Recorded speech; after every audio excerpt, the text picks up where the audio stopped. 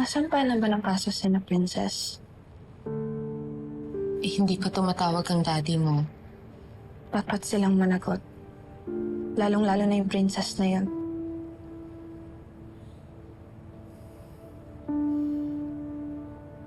Bakit ganun, Mom? Bakit parang hirap na hirap kang paniwalaan ako? Bakit di ko ma-feel na anak mo ako? Na mahal mo ako? Baby, mahal na mahal kita. Alam ng Diyos kung gaano kita kamahal. Kung gaano ka kahalaga sa akin. Yet you'd rather believe other people kaysa sa akin. Anak, nalilito lang ako.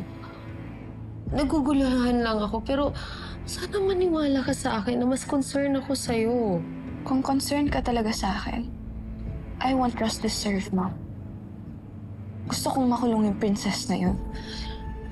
Libby, Gusto kong managot yung babae niya na mawala na siya sa buhay natin for good.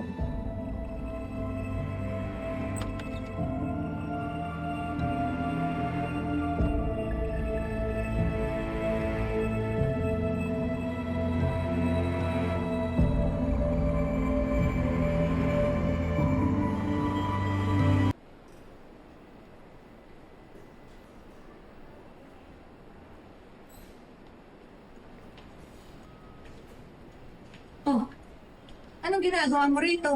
Hindi ba sabi ko bantayan mo yung apo ko? dumating si Xavier. Gusto ni Libby na mag-usap muna sila. Wala ka talagang pakinabang, ano? Eh di wala. Kahit ano namang gawin ko, hindi naman sapat sa'yo. Bakit? May napatunayan ka na ba?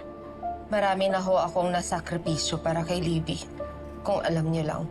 Pwes, hindi pa sapat. Mas kailangan ni Libby ng loyalty mo ngayon. Pero anong ginagawa mo?